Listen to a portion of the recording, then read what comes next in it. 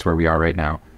The predominant language might be English, but it's not the official that speak English. Then there are Spanish. However, the population of people speaking Spanish is growing so fast that it presents a large reason why we should be learning Spanish for it, in my opinion.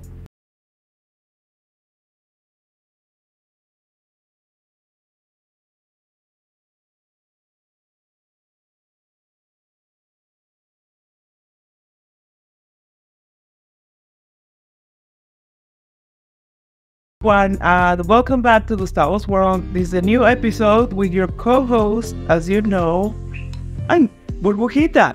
So today we have a great guest.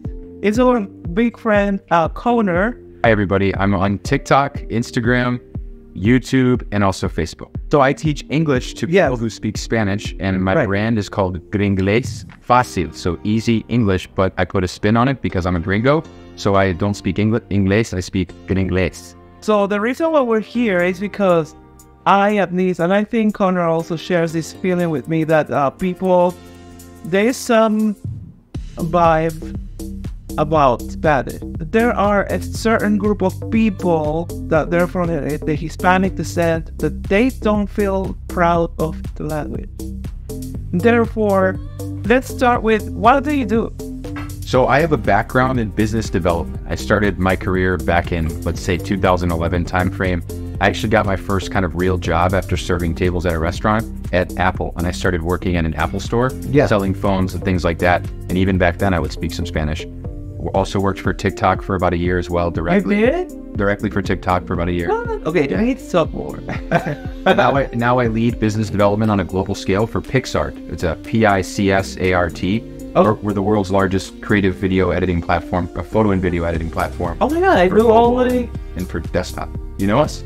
Pixart? Pixart. Yeah, I'm a subscriber. You at Pixart. So I lead the business development team for that. All of our software is meant for editing photos, videos. And then on the side, I'm doing my passion, which is speaking Spanish on a daily basis, but teaching English to people who speak Spanish. And there's nothing that makes me feel more alive and feel like I'm having more fun than doing that, actually. How did you start developing this kind of like love for Spanish? I've thought about this a lot lately. I would say getting my first job when I was 15 years old at a McDonald's. I was in North Carolina, which is where I was born. And at the time I was working around a lot of Hispanic people, primarily Mexicans. Yeah. And for whatever reason, I always had this ability to form relationships, even with a language barrier.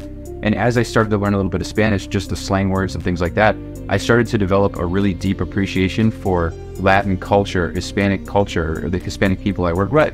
And I understood that there was this whole new world that I couldn't really explore because there was this somewhat of a gap. But as I started to learn the language, I realized, holy cow, there's so much out here that I can learn.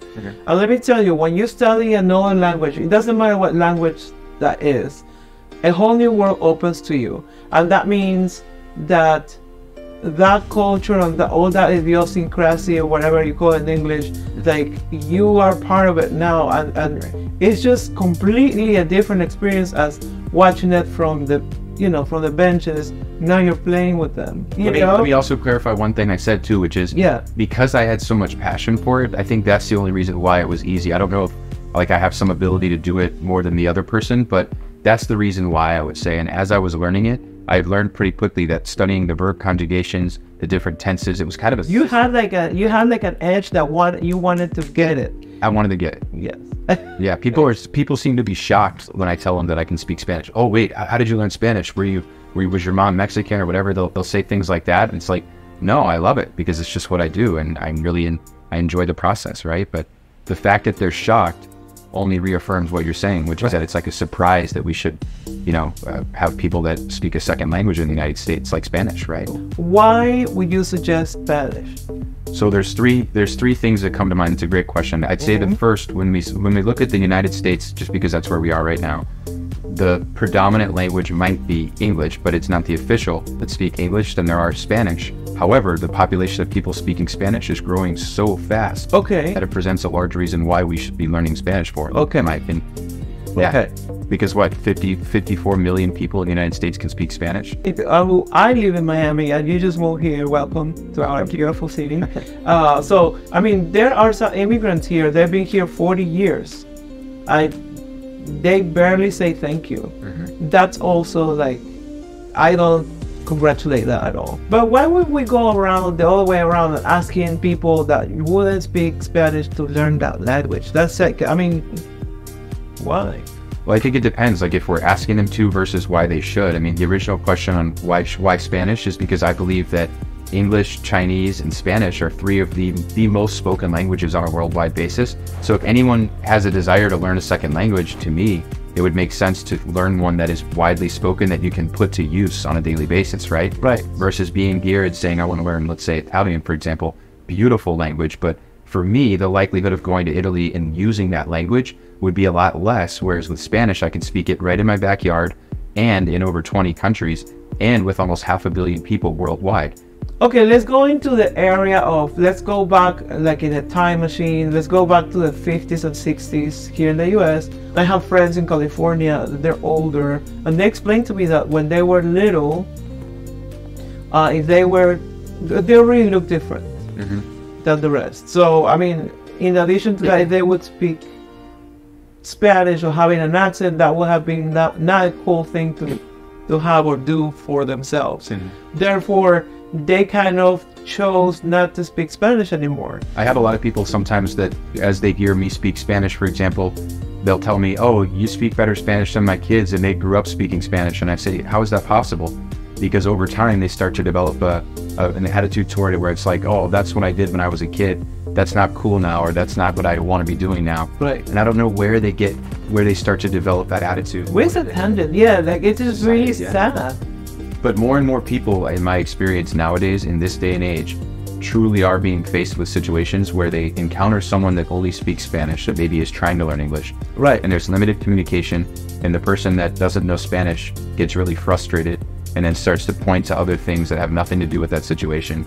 And like what? You get political things, immigration issues, things that have nothing to do with it. I've seen a lot of this lately for whatever reason. Okay. Things that have nothing to do with the conversation, and for whatever reason, it's all wrapped together. It goes back to what you were mentioning earlier about like, sometimes people will assume that if somebody speaks Spanish, that means they must be in a specific box. They must work certain types of jobs. So well, yeah. Things like that. And people make those assumptions, unfortunately, especially in older generations. Right. They're less open-minded. I mean, how is your channel growing? Let's say that, what's better for you, the TikTok or the Instagram or the YouTube? I think thanks for the question. I would say TikTok first, because that's where I started. That's where I tried to develop an audience. And I think people saw that, my passion for what I do on that channel. And I had this theory where I wanted to say, okay, if I take the same content that I'm producing on TikTok and I put it on Instagram, will it do well, or am I just getting lucky here, so to speak? And it seems to be doing pretty well on all of them. TikTok's the first, Instagram, and then YouTube is also a place that people seem to like the content too. Right. So that led me to literally now thinking about where I could be taking my life in the future and how much more I can doing with content and things like that. Right. How do you feel that now you're in Miami? How long have you been here? I got here April of 2022, so a little over 1 year. Okay, so your experience of being in a city like this, because this is not Chicago, this is not San Diego, you know. So just for the audience to know, I moved from San Diego, California to Miami specifically because I wanted to be able to speak Spanish every day, all day, every Oh my God, you're in the perfect city. Exactly. Oh my God. Okay. That's the reason why. Oh, we need to go around and make videos about this.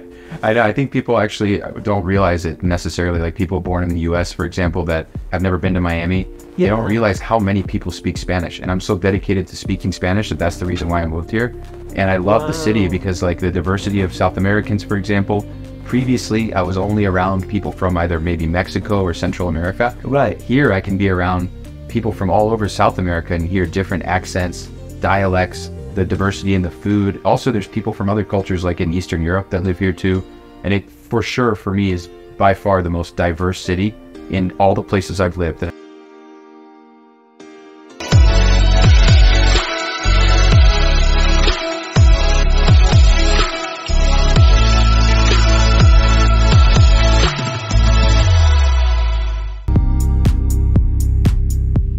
My native language is a beautiful language. Right. It also is one that is still widely spoken.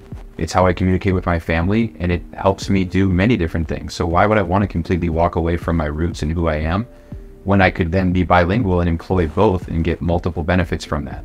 So when I start to use that psychology, I start to feel like, yeah, that actually makes sense. Well, it's nice the message you told the kid, I mean, that person that doesn't want to also feel comfortable. Right, it's about being who you are and being proud of it, and I'm trying to stay true to my roots with all the work that I'm doing, like on these channels or whatever. Right. Being who I am. I'm not trying to pretend to be somebody. I'm not trying to pretend to be some random Hispanic guy when really I'm, well, a Caucasian male that's born here. You know, psychologically speaking, I'm not thinking that that's what I am and trying to like be somebody else.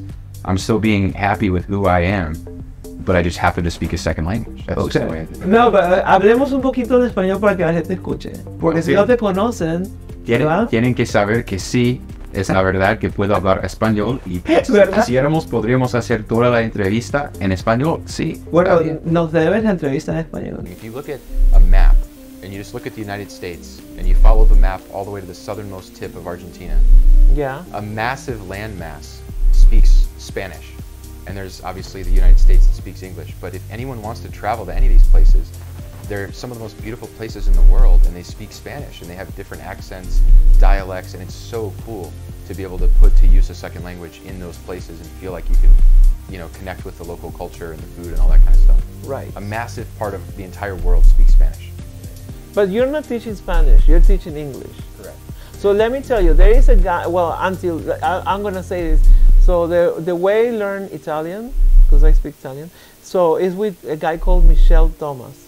Okay. He's a little viejito, like, he's dead now. He's a little old man that he's kind of funny, and then he has this unique system to teach. So he teaches any language in 3 days. Wow. I know, he's a genius. How far do you go in 3 days? Basic. But I mean, you have to be fully committed. Like, I mean, so he taught Barbara Streisand to speak Spanish. He taught her. He taught Grace Kelly to speak French overnight. Because, you know, there she is in you know, Monaco, and now she has to address everybody in French. Okay. What do? Yeah. You call Michel Thomas. So anyway, yeah, so there is this course, if you're interested, that he requires no memorization, no studying. All you have to do is to play in your car, and you just listen. And when he says repeat, you repeat, and then you'll see. They should be paying me. No, yeah, because I mean, yeah, but no, seriously, they teach. Somehow you learn. For being here at Gustavo's World, and you know, it's a pleasure to have you here. Thank you for sharing with all of us your, you know, love for this culture and language, and hopefully people out there were able to receive it and will take it on. ¿Quieres aprender inglés? Vamos a poner toda la información de este gran amigo ahí abajo, de Connor, y lo van a poder contratar. Well, thank you everybody for being another chapter of Gustavo's World, and I see you in the next adventure, and hopefully we'll do more videos here with Connor. Thanks everybody. Bye. Yeah. Thank you for watching. Please don't forget to subscribe and turn on notifications. That's clicking on the little bell. Comment all you want. If you enjoyed the video, please give it a like. Don't forget to subscribe to grow the community. And also, don't forget to follow our social media. And if you want to go ahead and share this video in all your platforms, share the love. Till next time! Bye.